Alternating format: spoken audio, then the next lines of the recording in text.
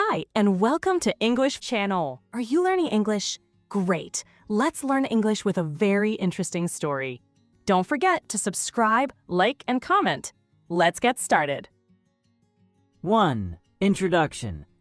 A new leader for New York City. Just after midnight on January 1st, 2026, while most of New York City was still celebrating the new year, an unusual inauguration took place. In a secret location, an old subway station hidden beneath City Hall, Zoran Mamdani was quietly sworn in as the new mayor of New York City. There were no flashing lights, no cheering crowds, and no grand public ceremony. Instead, the moment was calm and discreet, standing in sharp contrast to the massive public celebration that followed hours later.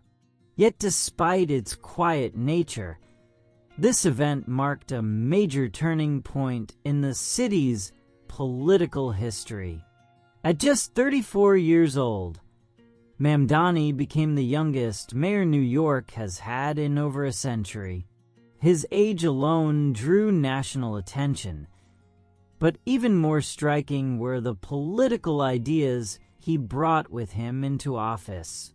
Declaring himself a democratic socialist, Mamdani promised to lead with a focus on working people, calling for affordable housing, fair transportation, and strong public services in a city where the cost of living continues to rise.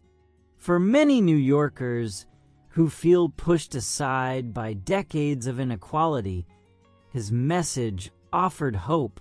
At the same time, it raised serious concerns among the city's political and financial elite. The significance of Mamdani's victory goes far beyond policy debates. His election broke several historic barriers. He became the first Muslim mayor of New York City, the first mayor of South Asian descent, and the first millennial to hold the office. Each of these milestones reflects deeper changes in the city's population and signals a shifting political identity in one of the world's most influential urban centers. Mamdani's story did not begin in the skyscrapers of Manhattan, but through a personal journey that stretches from Kampala to Queens. Shaped by multicultural experiences and a deep understanding of the daily struggles faced by working-class New Yorkers, his rise to power represents one of the most unexpected political victories in recent American history. As he takes office, supporters and critics alike are asking the same question: how will a democratic socialist vision reshape New York City, the global capital of finance? And what does this new leadership mean for the future of America's largest city? 2. Origins and early life. From Kampala to Queens. Zoran Mamdani's story begins far from New York City, in Kampala, Uganda, where he was born in 1991. From the very beginning, his world was shaped by ideas, creativity, and global thinking. His father, Mahmoud Mamdani, is a respected political scholar, known internationally for his work on African history, colonialism, and power.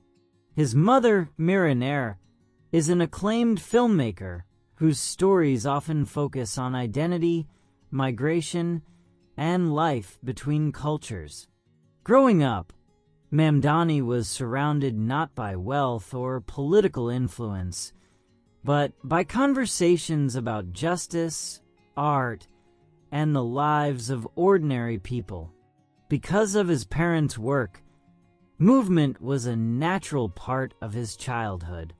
Mamdani spent his early years in Uganda and later lived in Cape Town, South Africa. These were not just places on a map. They were classrooms without walls. He saw how history continued to shape daily life, how inequality was visible in neighborhoods, schools, and streets. Long before he entered politics, he was learning how systems affect people. When Mamdani was 7 years old, his family moved to the United States and settled in Queens, New York. The transition was dramatic. Queens was loud, crowded, and endlessly diverse. It was a place where dozens of languages were spoken on a single block, and where immigrant families worked hard just to stay afloat. Here, Mamdani's understanding of inequality became deeply personal. His classmates were children of taxi drivers, cleaners, shop workers, and nurses. Their struggles were not theoretical. They were real and constant. Life in Queens taught Mamdani how the city truly works. He spent hours on buses and subways, learning patience on long commutes. He saw how delays, high fares, and poor service placed heavy burdens on working families. Public transportation was not a convenience. It was a lifeline. Over time, these everyday experiences shaped his thinking. The idea of free public transit became more than a policy proposal. It became a question of fairness and dignity. Academically, Mamdani attended the Bronx High School of Science, where discipline and pressure pushed students to think critically. He later studied Africana Studies at Bowdoin College, exploring global histories of colonialism, resistance, and inequality. These lessons connected naturally with his life in Queens. Different places, same patterns. By the time Mamdani entered public life, he was not simply a young politician with big ideas. He was the product of two worlds, a global upbringing shaped by intellectual and artistic parents, and a local education formed on the buses and sidewalks of Queens. From Kampala to New York, his early life quietly prepared him for a political vision rooted in justice, access, and the everyday realities of working people. 3. Entering politics. From community work to public office. Zoran Mamdani did not begin his political journey as a politician. He began as a helper in the community. After finishing college, he worked as a legal aid. His job was to help tenants and working families understand the law. Every day, he listened to people who were afraid of losing their homes or their jobs. Through this work, Mamdani saw a clear pattern. Many problems were not personal failures. They were the result of unfair systems. Over time, Mamdani realized that helping people one by one was not enough. The rules themselves needed to change. This idea pushed him closer to politics. In 2020, he decided to run for the New York State Assembly. He ran in District 36, a working-class area in Queens where many residents were immigrants and public transportation users. He did not have much money or strong political support, but he had something else: trust from the community. After winning the election, Mamdani became a state assemblyman. Instead of staying quiet, he acted quickly. He focused on real problems that people faced every day. One of the first groups he supported was taxi drivers. Many drivers were in deep debt after buying taxi licenses. Some were close to losing everything. Mamdani stood with them, not only in meetings, but also in protest. He joined a hunger strike to demand help for taxi drivers. This action brought strong public attention and helped lead to more than $450 million in debt relief. For many families, this changed their lives. Another issue Mamdani cared deeply about was public transportation. Growing up in Queens, he spent many hours on buses and trains. He knew how expensive and tiring daily travel could be. As a lawmaker, he supported a pilot program that made bus rides free on some routes. The goal was simple: help working people save money and time. This program showed that free public transit was possible, not just an idea. When Mamdani later announced that he would run for mayor, many people did not take him seriously. He was young and not well known, but his actions spoke louder than his title. Voters remembered that he showed up, listened, and acted. Step by step, his journey from community work to public office became the foundation of a political movement built on fairness, action, and real-life experience. 4. The historic 2025 campaign, Message and Victory. The mayoral race of 2025 was loud, crowded, and intense.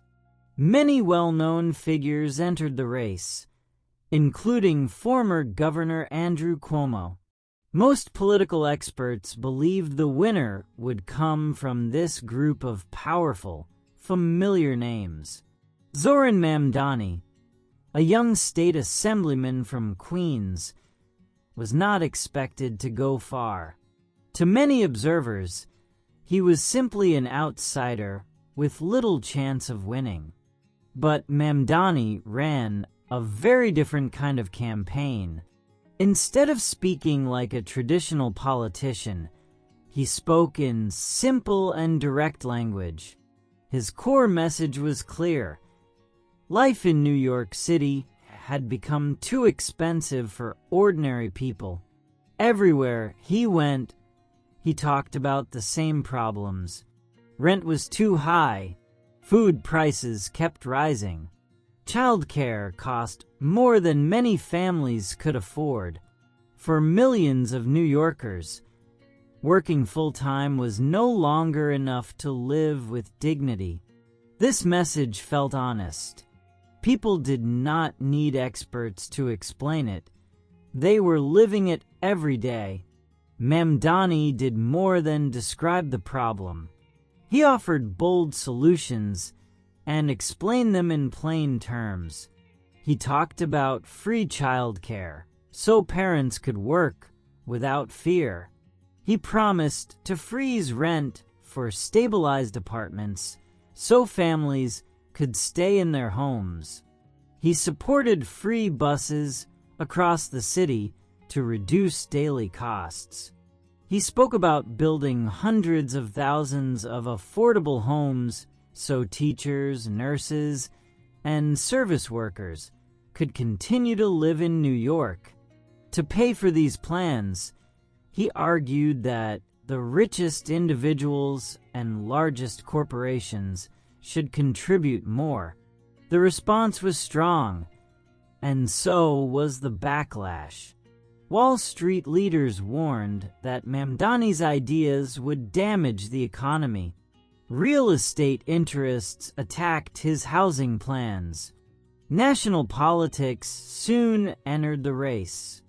Former President Donald Trump publicly attacked Mamdani, calling him a 100% communist lunatic and suggesting that federal funding could be cut if he won. What began as a city election suddenly felt like part of a national culture war. Yet these attacks did not weaken Mamdani's campaign. In many ways, they strengthened it. Volunteers filled campaign offices. Young voters showed up in large numbers. Working-class communities, immigrants, and longtime residents formed a broad coalition. People felt that Mamdani was speaking with them, not at them. His campaign focused on door-to-door conversations, small donations, and local organizing rather than big donors and elite endorsements. In June 2025, the political world was stunned.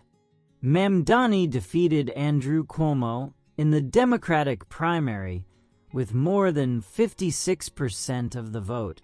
The upset victory sent a clear message.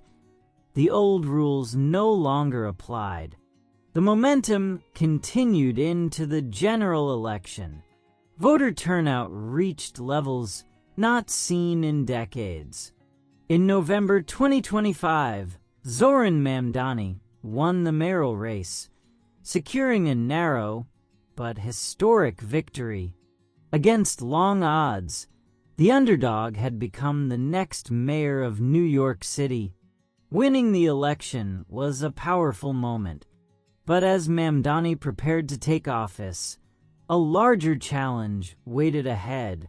Campaign promises are easy to make, turning them into reality, while facing strong opposition, would test his leadership in ways no campaign ever could. 5. Challenges ahead: political and economic barriers. The moment Zoran Mamdani took office as mayor, the celebration quickly met reality. Winning an election was one thing. Governing New York City was something very different. Almost immediately, his bold vision for a fairer city collided with hard political and economic limits. The promises that inspired millions now faced powerful resistance. The first major challenge was money. New York City ended 2025 with a budget deficit, and experts warned that the city could face billions of dollars in shortages in the coming years.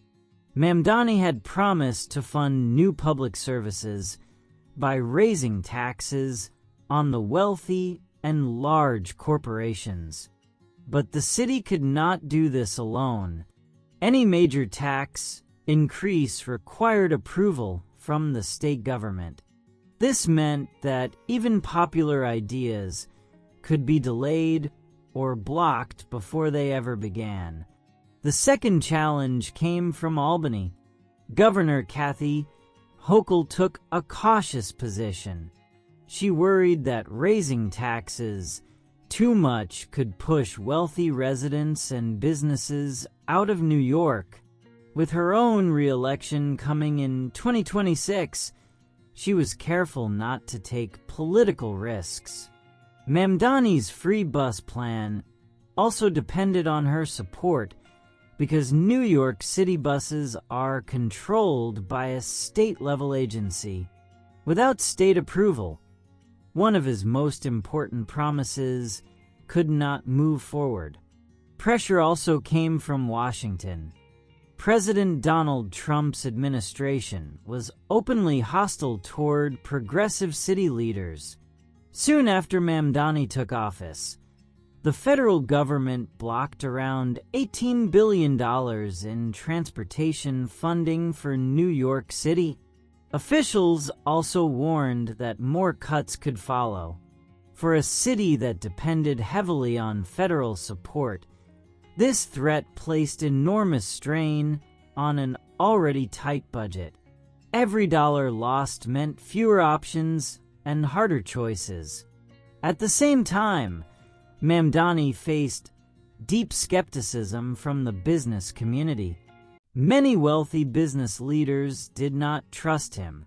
They feared higher taxes, stronger regulations, and a shift away from profit-driven policies.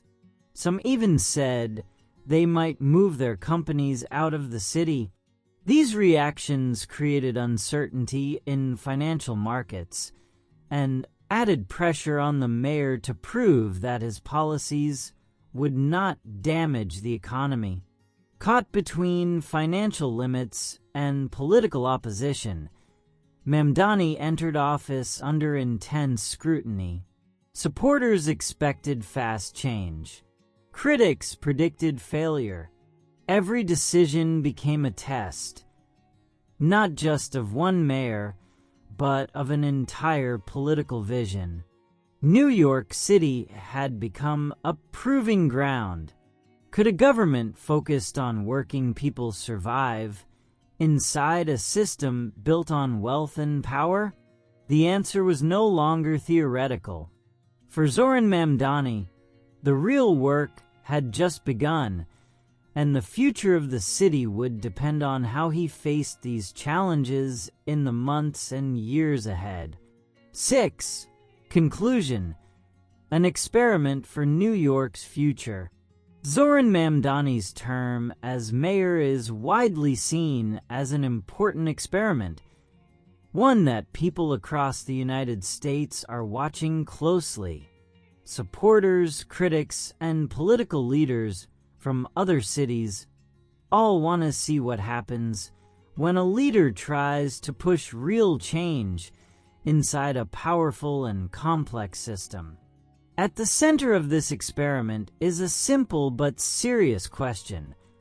Will New York become a model of progressive success, or will it turn into a warning about the limits of political ambition?